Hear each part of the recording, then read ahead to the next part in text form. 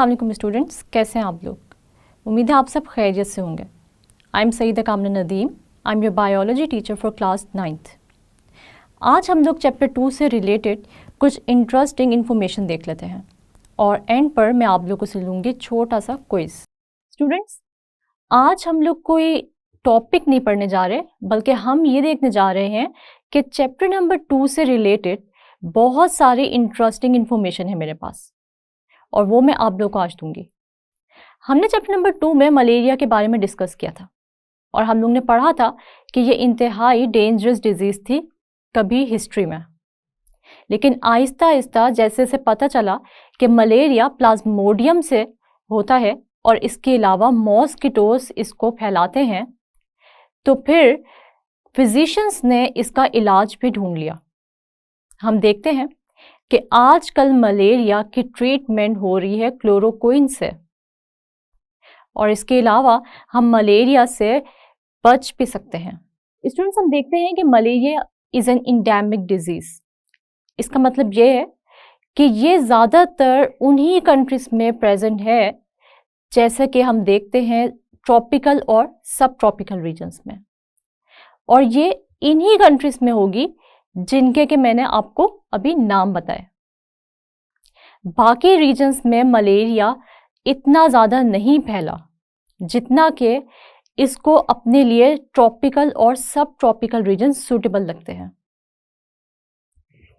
इसके अलावा हम ये देखते हैं कि मलेरिया के अंदर एक स्पेसिफिक पैटर्न का फीवर होता है जिसको हम कहते हैं इंटरमिटेंट फीवर। इंटरमिटेंट फीवर एक ऐसा फीवर होता है जिसका एक ख़ास पैटर्न होता है, यानी ये कुछ घंटों के लिए इंतहाई तेज़ होता है और थोड़ी देर बाद ये बुखार अपने नॉर्मल टेम्परेचर पे आ जाता है, यानी ये बुखार उतर जाता है। इसके अलावा एक और जो फन फैक्ट है अबाउट मलेरिया वो ये है कि मलेरिया की डिफरेंट टाइप्स भी होती हैं। जैसे कुछ लोगों में मलेरिया का बुखार 48 आवर्स तक रहता है और उसके बाद ये बुखार अपने नॉर्मल टेम्परेचर की तरफ चला जाता है, यानी बुखार उतर जाता है। और ऐसे फीवर को जो कि 48 आवर्स तक रहेगा उसको हम कहेंगे टर्टियन फीवर, और अगर यही फीवर 72 आवर्स तक रहेगा तो इसको हम कहेंगे कॉटन फीवर। हम देखते हैं कि मलेरिया से हम बच भी सकते हैं।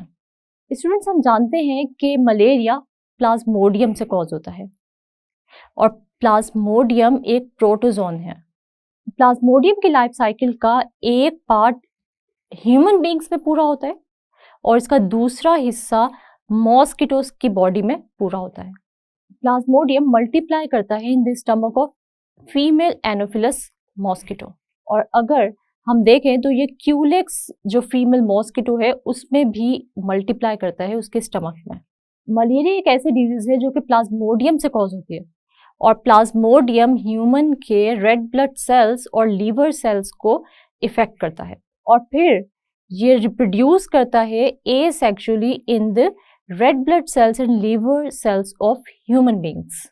हम मलेरिया से किस तरह बच सकते हैं, यानी कौन से प्रिवेंटिव मेजर्स हैं या कौन सी एहतियाती तदाबीर हैं जो कि हम अडॉप्ट करके मलेरिया से बच सकते हैं। स्टूडेंट्स, एक ड्रग है जिसको हम कहते हैं पेलियोड्रीन, जो कि हम ले सकते हैं for the prevention of malaria.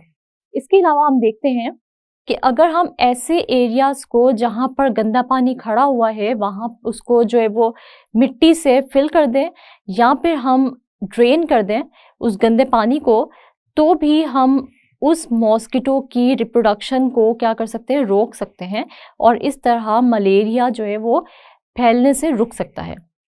इसके अलावा अगर हम लोग पानी पर जो है वो ऑयल का स्प्रे कर दें तो भी क्या होता है कि जो एनोफिलस मॉस्किटो के जो प्यूपा हैं या लार्वी हैं वो ऑयली लेयर की वजह से ब्रीथ करने में उनको मुश्किल होती है और वो अल्टीमेटली किल हो जाते हैं, जिसकी वजह से जो मॉस्किटो की जनरेशन है वो रुक जाती है और उसके बाद फिर यहाँ पे हम यूँ कह सकते हैं कि मॉस्किटोज़ की जो फर्दर प्रोडक्शन होती है वो रुक जाती है और मॉस्किटो की जब पॉपुलेशन कम हो जाएगी तो मलेरिया भी कम से कम फैलेगा।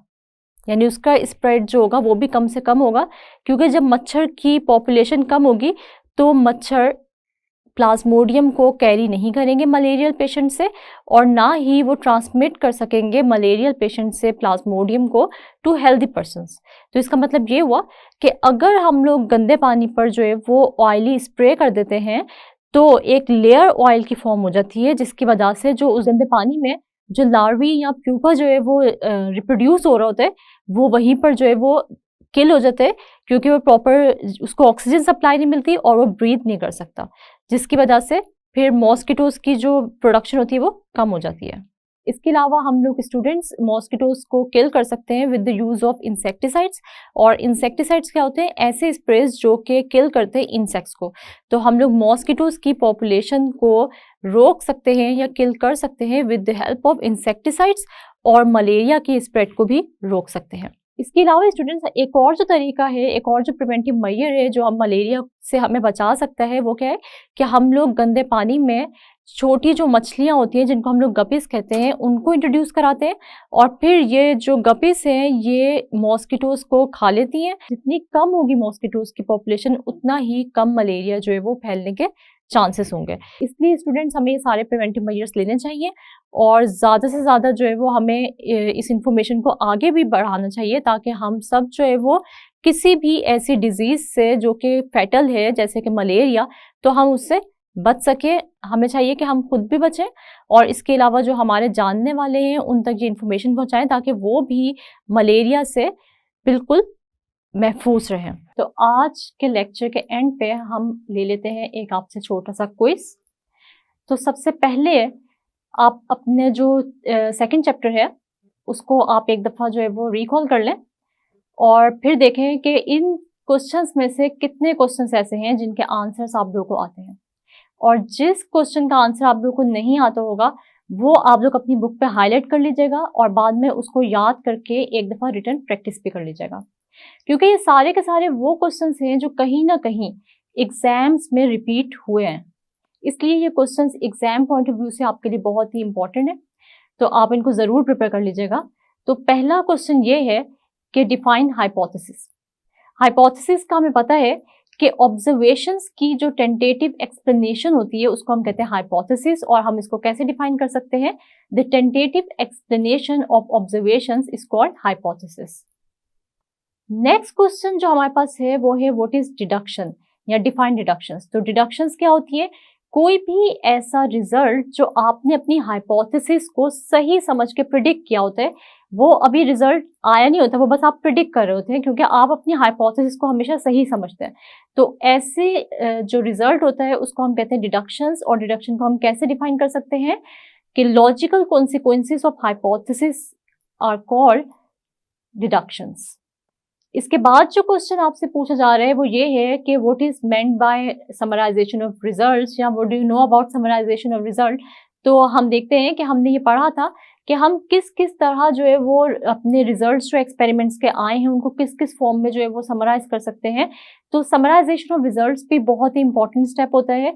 और ये क्यों होता है? क्योंकि अगर आप एक एक्सपेरिमेंट कर लें और आप उनके रिजल्ट्स को जो है वो समराइज नहीं करेंगे तो जाहिर सी बात है आपके पास जो डाटा आया है जो कि एक्सपेरिमेंट्स के थ्रू आप तक आया है वो सारा का सारा जो है वो गुम जाएगा, और फिर आपको बाद में जो है वो दोबारा से उसको इकट्ठा करना या ढूंढना बहुत ही मुश्किल हो जाएगा। इसलिए ये बहुत ही इंपॉर्टेंट स्टेप होता है कि आप अपने जितने भी रिजल्ट्स आए हैं उनको एक जगह पे समराइज कर लें, एक ऑर्गेनाइज्ड फॉर्म में जो है वो रखें। जैसे कि हम देखते हैं कि मैप्स की फॉर्म में, टेबल्स की फॉर्म में या ग्राफ्स की फॉर्म में, तो इसको हम कहते हैं समराइजेशन ऑफ रिजल्ट्स। और उसके बाद जो क्वेश्चन है वो ये है कि रिपोर्टिंग द रिजल्ट्स क्या होता है, कि what is meant by reporting the results, या what do you know about reporting the results.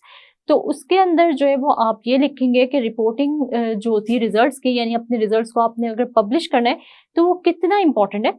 क्योंकि हम देखते हैं अगर आप कोई रिसर्च करते हैं और आप अपने रिजल्ट्स को पब्लिश नहीं करते तो ऑब्वियसली वो जो नॉलेज या जो रिजल्ट्स आपके पास है या जो इन्फॉर्मेशन, ऑथेंटिकेटेड इन्फॉर्मेशन आपके पास है, वो आप पब्लिक को जब तक नहीं पहुंचाएंगे तो पब्लिक को कैसे पता चलेगा कि इस टॉपिक पे जो है वो रिसर्च हुई है या फिर जो पुरानी बात थी वो गलत साबित हो गई है, अब कोई नई इन्फॉर्मेशन आ गई है।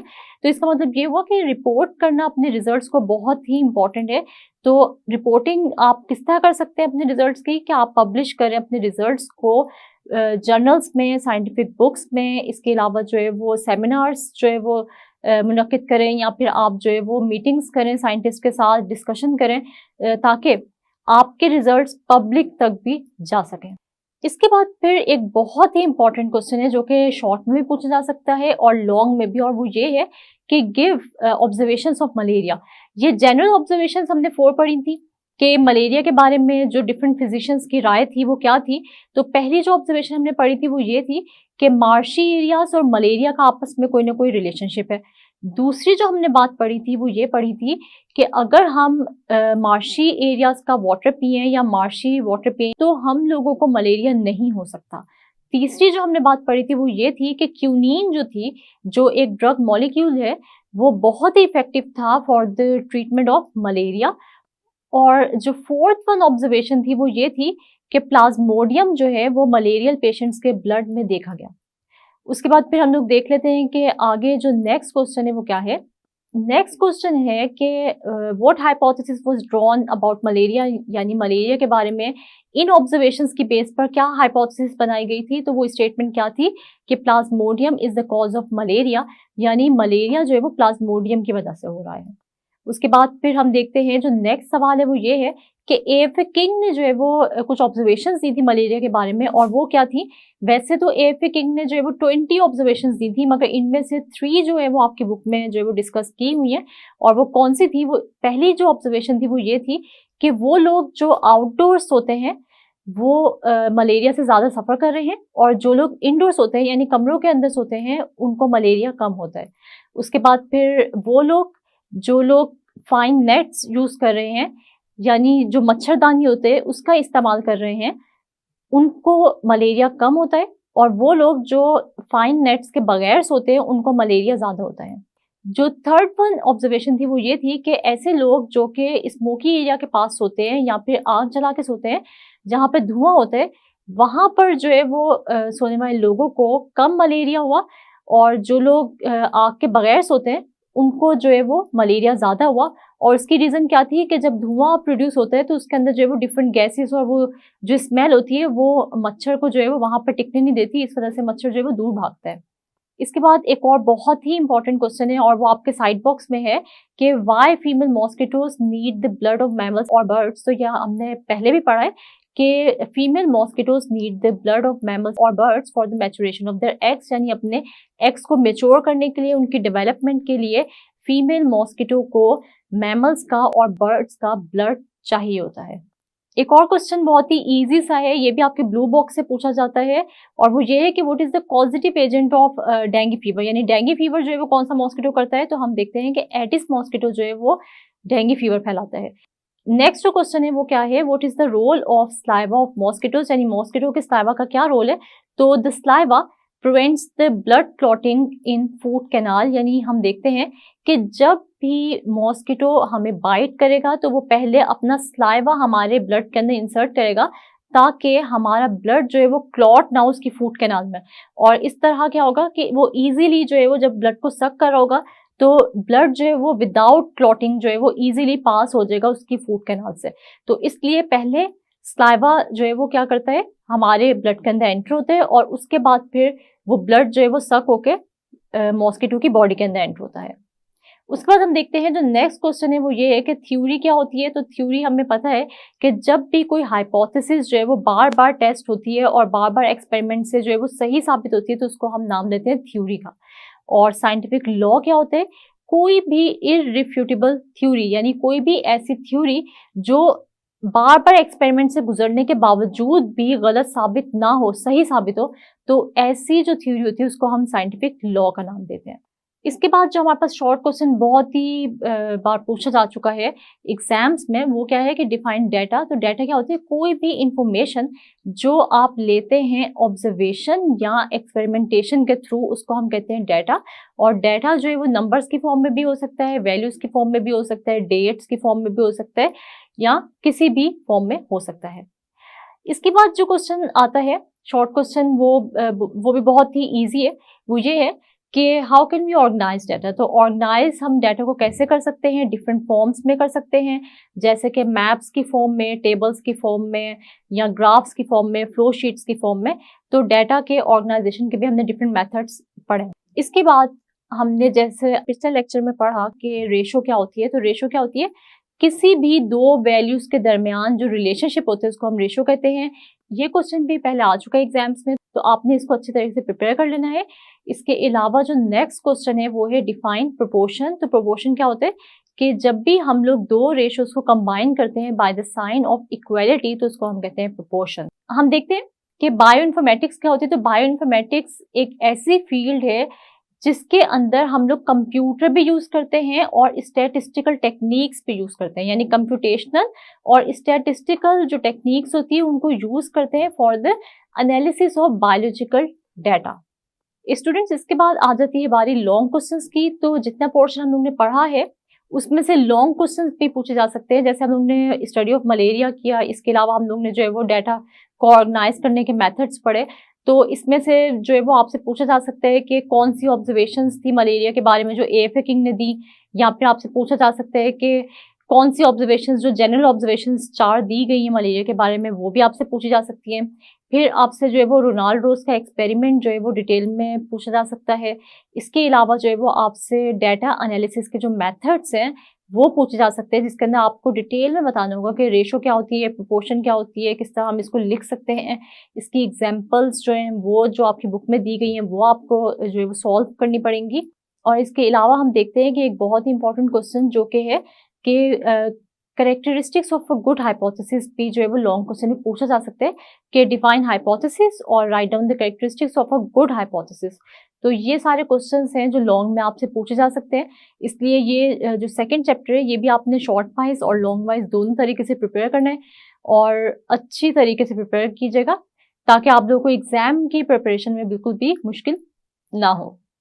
जी स्टूडेंट्स, तो आज हमने देखे कुछ फन फैक्ट्स अबाउट मलेरिया, और साथ ही मैंने लिया आप लोगों का छोटा सा क्विज। अगर आप लोगों को इन क्वेश्चंस के आंसर्स नहीं आते तो अच्छे से प्रिपेयर कर लीजिएगा, क्योंकि ये क्वेश्चंस बहुत ही इंपॉर्टेंट है एग्जाम पॉइंट ऑफ व्यू से। नेक्स्ट लेक्चर तक के लिए अपना बहुत सारा ख्याल रखिएगा और मुझे दुआओं में याद रखिएगा। तब तक के लिए अल्लाह हाफिज।